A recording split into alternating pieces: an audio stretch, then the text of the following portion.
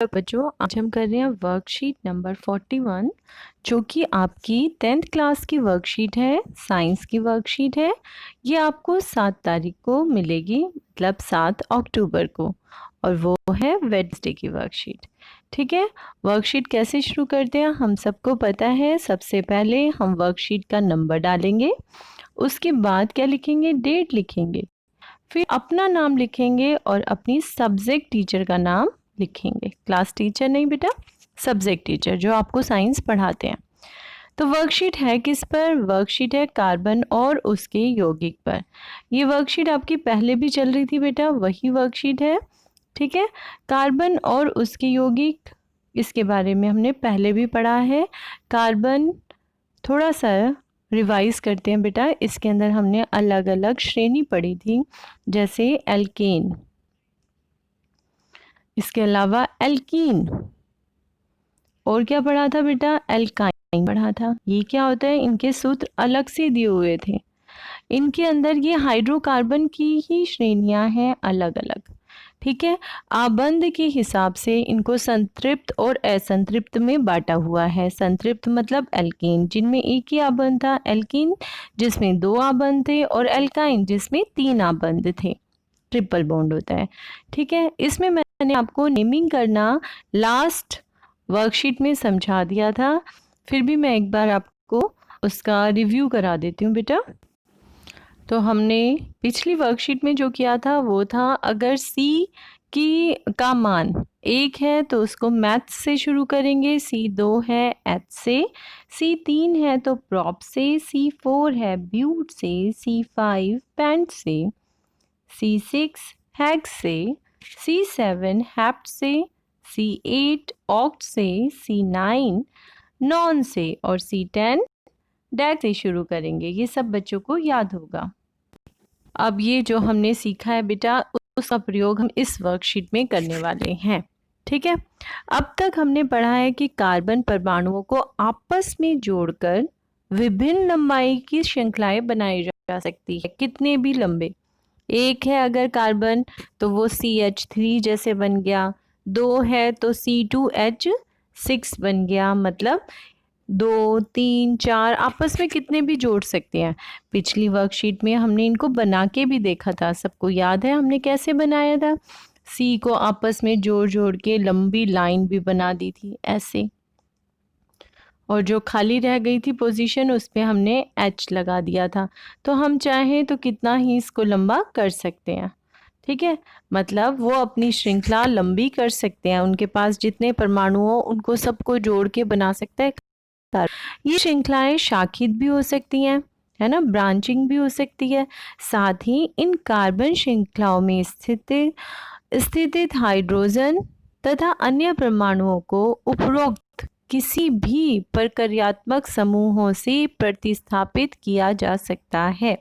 और हमने कौन कौन से प्रक्रियात्मक समूह देखे थे?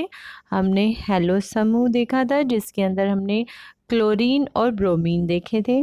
इसके अलावा हमने अल्कोहल देखा, एल्डिहाइड का समूह देखा था, और कार्बोक्सिलिक अम्ल का समूह भी देखा था। तो इसका मतलब हाइड्रोजन को हटाकर उनमें से किसी भी प्रक्रियात्मक समूह को जोड़ा जा सकता है। अल्कोहल जैसे प्रक्रियात्मक समूह की उपस्थिति कार्बन यौगिक के गुण धर्म को तय करती है। उदाहरण के लिए लेके चल रहा है, मान लो अल्कोहल जोड़ दिया, कैसे जोड़ दिया वो देखो।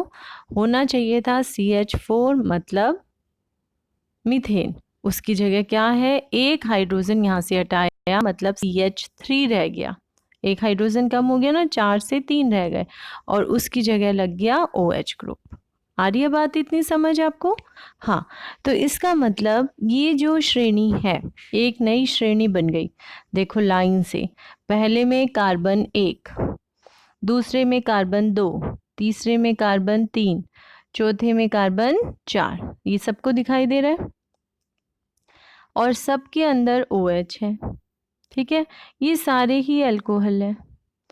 तो इनका जो गुणधर्म है वो कौन तय करेगा? अल्कोहल तय करेगा, मतलब ये OH ग्रुप तय करेगा कि इनका गुण कैसा होना चाहिए। ये अब CH4 जैसे नहीं है, ये अब C2H6 जैसा नहीं है, मतलब ये अब एल्केन नहीं है, अब ये क्या बन गया है? अल्कोहल बन गया है। ठीक है। इसके रासायनिक गुणधर्मों में अत्यधिक समानता होती है, मतलब ये पूरे, चाहे वो पहला, दूसरा, तीसरा, चौथा, पहले का नाम क्या था? मिथेनॉल, दूसरे का नाम इथेनॉल, तीसरे का नाम प्रोपेनॉल और चौथे का नाम बन गया ब्यूटेनॉल। इन सब के अंदर रासायनिक गुणधर्म एक जैसे से हैं, ठीक है, बिल्कुल एक जैसे होंगे, काफी कुछ। अतः ये इसका मतलब इनकी नई श्रेणी तैयार हो गई हमारे पास, और उस श्रेणी को बोलते हैं बेटा समजातीय श्रेणी। ठीक, एल्केन, एल्कीन, एल्काइन हमने पढ़ी थी। इसके अलावा एक नई श्रेणी हमारे सामने आ रही है, उन्हीं से ही निकलती हुई, एल्केन से निकलती हुई।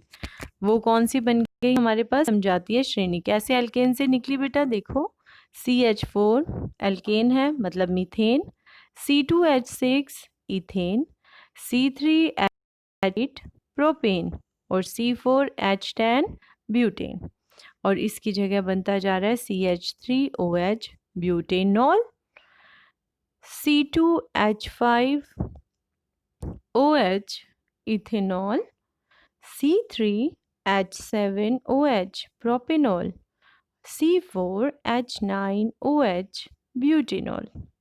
तो ये नई श्रेणी हमारे पास, जो ये नई श्रेणी बन गई, इसको बोलते हैं समजातीय श्रेणी।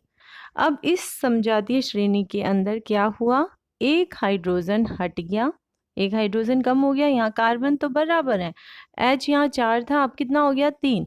इसका मतलब एक हाइड्रोजन का प्रतिनिधित्व कर गया, और कौन आके लग गया बेटा? उसकी जगह लग गया अल्कोहल का ग्रुप। ठीक है, ऐसी श्रेणी को बोलते हैं समजातीय श्रेणी। तो ये श्रेणी समजातीय है। और क्या होता है इसके अंदर? समजातीय श्रेणी की विशेषता ये होती है बेटा कि इसके अंदर पहली और दूसरी में कितना अंतर है, ये बताओ। C में कितना अंतर आया? C यहाँ 1 था, यहाँ 2 हो गया। C में कितना अंतर है? 1 का। यहाँ H 3 था, यहाँ 5 हो गया। कितना अंतर हुआ? 2 का। ठीक है, अगली श्रेणी, अगली में देखो, दोनों सदस्यों में इसमें बताओ अब कितना अंतर होगा। यहाँ भी C2 और 3, मतलब C हो गया 1 का अंतर, H7 और H5 कितना अंतर हो गया? 2 का। इसका मतलब समजातीय श्रेणी के अंदर CH सदस्यों के बीच में CH2 का अंतर होता है। ये क्वेश्चन भी है आपका, इसलिए ये याद रखना है। समजातीय श्रेणी में 2 सदस्यों के बीच अंतर CH2 का होता है। कितने सदस्यों में? 2 सदस्यों में, एक के बाद एक, चाहे वो उससे पहले हो चाहे उसके बाद हो। इतनी आ गई बात समझ? चलिए आगे। चलिए, यदि हम उत्तरोक्त यौगिकों के सूत्रों को देखें, जैसे कि CH4, C2H6, इनमें कितना अंतर है? CH2 का अंतर है। वैसे ही C2H6, C3H8, इनमें कितना अंतर है? CH2 का अंतर है। अगर ये सबको समझ आ, जरा इस पे आओ, उत्तर देने का प्रयास करो। तो आप उत्तर देंगे, मैं दूं? पहले पढ़ लेते हैं, ठीक है। अगले युग्म प्रोपेन और ब्यूटेन में क्या अंतर है, बताओ। पहला है प्रोपेन, यहीं लिखें जरा। प्रोपेन मतलब C3H8, दूसरा है C4H10। तो बताओ जरा इन दोनों में कितना अंतर है? जैसे मैंने अभी सिखाया था आपको, इन दोनों का अंतर बता दीजिए। C में कितना अंतर आया? 3 से 4 आया, 1 C का अंतर हुआ। H 8 से 10 हो गया, H 2 का अंतर हो गया। तो आप इसमें लिखोगे CH2 का अंतर है। पहले का आंसर ये हो गया। दूसरा देखेंगे, क्या आप इन युग्मों के आणविक द्रव्यमानों में अंतर ज्ञात कर सकते हैं? अगर कार्बन का परमाणविक द्रव्यमान 12 U है और हाइड्रोजन का परमाणविक द्रव्यमान 1 U है। चलो भाई ज्ञात करने की कोशिश करते हैं। C3H8 लिखा हुआ है, इसका आणविक द्रव्यमान देखो जरा। C के अंदर कितना हुआ, यहाँ इज इक्वल टू लगा लेना बेटा, इज इक्वल टू 3 इंटू सी का परमाणु द्रव्यमान जमा 8 इंटू एच का परमाणु द्रव्यमान।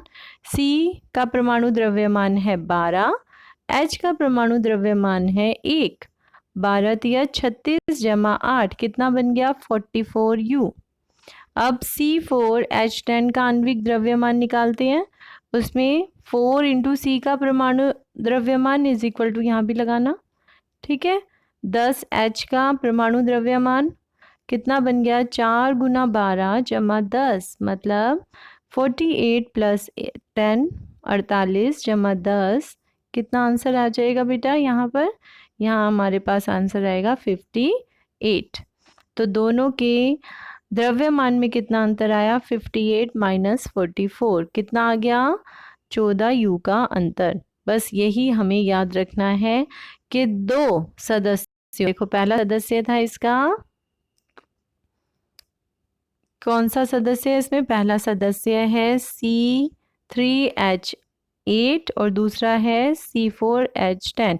ये इन दोनों में कितना अंतर है, CH2 का अंतर है ना, ये दोनों ही समजातीय श्रेणी में आते हैं, दोनों में CH2 का अंतर है। दूसरी विशेषता हमें पता लग गई कि दोनों में 14U का अंतर आएगा, मतलब समजातीय श्रेणी के किसी भी दो सदस्यों के बीच में एक तो अंतर आना चाहिए CH2 का और दूसरा अंतर आना चाहिए 14U का। ये याद रखना है, लिखना ही है यहाँ पर, आपको ये याद रखना है, ये समझाया है सिर्फ मैंने, लिखना आपको आंसर ऐसे ही है, ठीक है। इसी प्रकार एल्कीनों के समजातीय श्रेणी को देखते हैं। अब एल्कीन हमें पता है, एल्कीन का जो फॉर्मूला है जैसे कि इसमें दिया हुआ है, देखो एल्कीन का फॉर्मूला हमें पता है CnH2n है। तो बताते जाओ जरा, पहला सदस्य क्या होगा इसका, इसकी जो पहला सदस्य है C1 से शुरू नहीं होता, C2 से शुरू होता है, H4, अगला C3H6, C4H8, ऐसे ही होगा, डबल करते जा रहे हैं, ठीक है। ये क्या है आपका, पहला है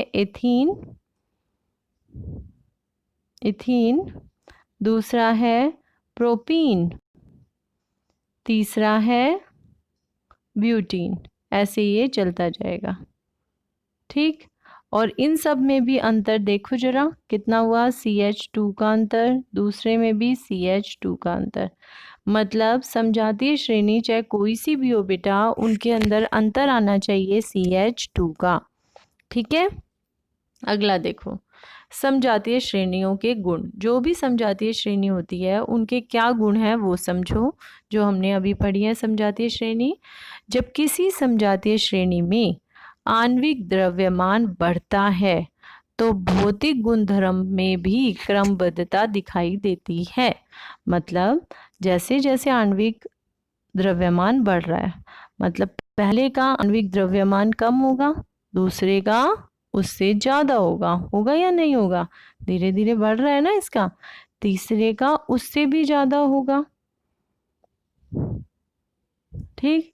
तो इनके अंदर भौतिक गुण भी धीरे धीरे बढ़ते जाएंगे। वो कैसे होगा, जैसे पहला जो होगा बेटा वो गैस होगा, दूसरा धीरे धीरे द्रव में बदलेगा, तीसरा ठोस में बदल जाएगा, उदाहरण के लिए लेके चलते हैं, मतलब इनके भौतिक गुणों में भी अंतर आ जाएगा, ठीक। ऐसे इसलिए होता है क्योंकि आणविक द्रव्यमान के बढ़ने के साथ उनका गलनांक और क्वथनांक दोनों में वृद्धि होती जाती है। किसी विशेष विलायक में विलयता जैसे कि भौतिक गुणधर्म भी इसी प्रकार की क्रमबद्धता दर्शाते हैं, मतलब उनके घुलने की प्रक्रिया भी बदलती रहती है जैसे जैसे वो बढ़ता जाता है उनका क्रम। किंतु पूर्ण रूप से प्रक्रियात्मक समूह के द्वारा सुनिश्चित किए जाने वाले रासायनिक गुण समजातीय श्रेणी में एक समान बने रहते हैं, मतलब रासायनिक गुण एक जैसे होते हैं लेकिन भौतिक गुण धीरे धीरे बढ़ते जाते हैं। इस पूरे स्टेंजे में आपको मेनली ये समझाया गया है। चलिए, कार्बन यौगिकों की नाम पद्धति हमें जो पहले भी सीखी हमने वही देख रहे हैं। जैसे कि अल्कोहल की बात करते हैं। अब नाम कैसे लिखा? मैथेनॉल। मैथेनॉल मतलब यहाँ पर क्या होगा? CH3OH। एथेनॉल मतलब यहाँ होगा C2H5OH। प्रोपेनॉल। प्रोपेनॉल में क्या होगा बेटा? प्रोपेनॉल का होगा यहाँ पर C3H7OH। सेम वे ब्यूटेनॉल का क्या होगा? C4H9OH। यहाँ लग रहा है OH ग्रुप, इसीलिए इसका नाम है नाल।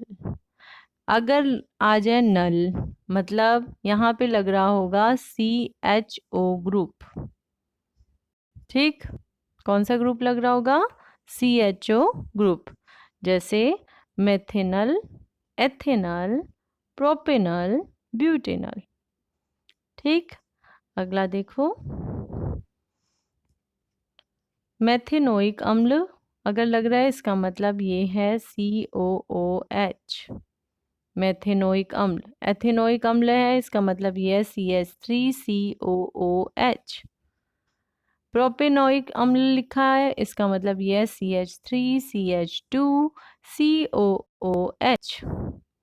ब्यूटेनोइक अम्ल लिखा है, इसका मतलब ये है CH3CH2 अगेन CH2 और COOH। ये है ब्यूटेनोइक अम्ल। ठीक, सबके ऐसे ही आपको नाम लिखने हैं, ये याद रखना है आपको। आगे चलते हैं हम। ये तो पूरी वर्कशीट हो गई, पता भी नहीं लगा।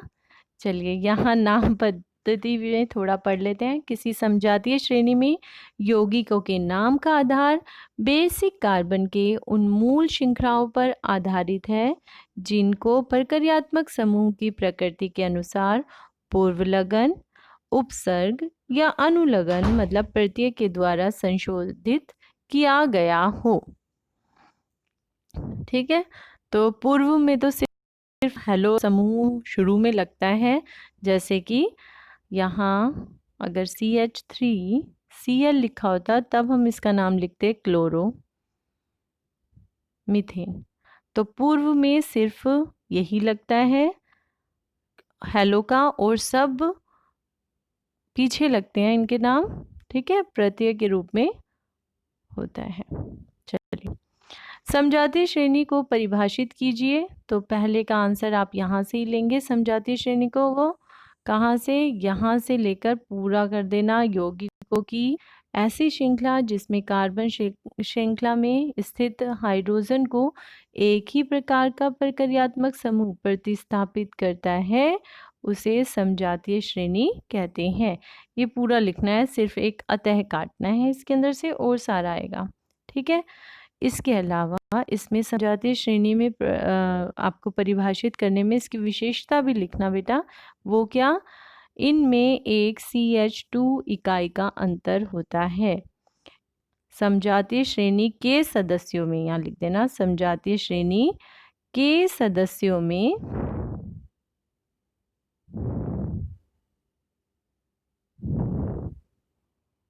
एक CH2 इकाई का अंतर होता है। दूसरा हमने अभी निकाला था, इसके सदस्यों के बीच 14U का अंतर होता है। इसके सदस्यों के आणविक द्रव्यमानों में 14U का अंतर होता है। ये आ गया आपका समजातीय श्रेणी। अगला क्वेश्चन है, कार्बन यौगिक के एक समजातीय श्रेणी का, सॉरी अंदर वन मोर क्वेश्चन भी था, देखो बच्चों। C4H9OH के समजात सदस्य का नाम और संरचनात्मक सूत्र लिखिए। इसके साथ वाले सदस्य का नाम लिखना है, सदस्यों नहीं लिखा। अगर सदस्यों लिखा होता तो सदस्यों लिख देते, इसके आसपास के दोनों लिखना। इससे पहले वाला बता दो जरा। C3H7OH है इससे पहले वाला, ये बीच में है। और इसके बाद वाला कौन सा होगा? C5H11OH। मैंने कैसे जल्दी जल्दी निकाल दिया, मैंने CH2 यहाँ प्लस कर दिया, 4 में प्लस किया C, तो मेरे पास क्या आंसर आया? 5 आ गया। 4 से, और H 9 से 11 हो गया, और एक में मैंने माइनस कर दिया। तो इसके ये 2 सदस्य इसके समजातीय थे, तो आपको ऐसे ही लिखना है और इनका नाम भी लिखना है। इसको बोलेंगे प्रोपेनॉल, इसको बोलेंगे ब्यूटेनॉल, और ये है आपका पेंटेनॉल। बस हमें पूरी सीरीज नहीं लिखनी, इसके समजात लिखनी है, सदस्य है। तो इसके 2 सदस्य समजात हैं, एक ऊपर वाला और एक नीचे वाला। कार्बन यौगिकों के एक समजातीय श्रेणी का सामान्य सूत्र है CnH2n। इस श्रेणी के तीसरे और चौथे सदस्य का सूत्र लिखिए। जिस बच्चे को देखते ही समझ आ गया कि ये तो एल्कीन है, तो बहुत अच्छी बात है।